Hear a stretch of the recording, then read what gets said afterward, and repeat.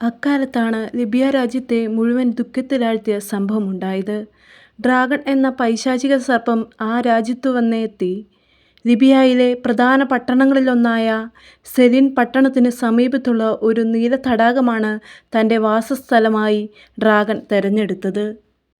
Dragon പാർപ്പുറപ്പിച്ചു.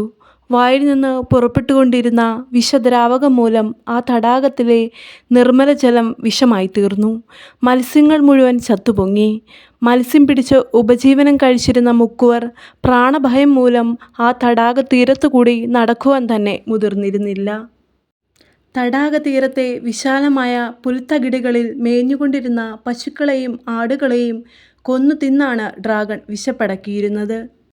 ചില സമയങ്ങളിൽ നഗരത്തിന് സമീപത്തുള്ള വിശാലമായ ഒരു ചതുപ്പ് പ്രദേശത്തും ഈ ഡ്രാഗൺ പാർത്തിരുന്നു. മൃഗങ്ങളെ മാത്രമല്ല, മനുഷ്യരെയും ഈ പൈശാചിക സർപ്പം വകവരുത്തുമായിരുന്നു. രാജാവും പ്രജകളും തങ്ങളുടെ കുലദേവതയ്ക്ക് നിരവധി പൂജകളും വഴിപാടുകളും നടത്തി നോക്കി. അതുകൊണ്ടൊന്നും സർപ്പത്തിൻ്റെ ശല്യം ശമിച്ചില്ല. ഓരോ ദിവസവും ഈ 2 ആടുകളെ വീതം സർപ്പത്തിന് ഭക്ഷണത്തിനായി എത്തിച്ചു കൊടുക്കണമെന്ന് രാജാവും പ്രജകളും കൂടി തീരുമാനിച്ചു.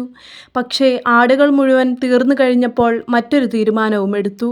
ഓരോ ദിവസം ഓരോ മനുഷ്യനെ വീതം തടാകതീരത്ത് എത്തിച്ചു കൊടുക്കാമെന്നായിരുന്നു അവരുടെ പുതിയ തീരുമാനം. നഗരവാസികളുടെ മുഴുവൻ പേരെഴുതി ചീട്ടിടും. ആർക്ക് ചീട്ട് വീഴുന്നുവോ ആ ആൾ ഡ്രാഗൻ്റെ അന്നത്തെ ആഹാരമായി തീരും. ഇക്കാര്യത്തിൽ ധനികരെന്നോ ദരിദ്രരെന്നോ രാജാവെന്നോ മന്ത്രിയെന്നോ പ്രഭുവെന്നോ യാചകനെന്നോ യാതൊരു ഭേദവും ഉണ്ടായിരുന്നില്ല. വീരന്മാരായ യുവാക്കളും സുന്ദരികളായ കന്യകമാരും നിഷ്കളങ്കരായ ശിശുക്കളും ആ ദുഷ്ടസർപ്പത്തിൻ്റെ ആഹാരമായി കഴിഞ്ഞിരുന്നു.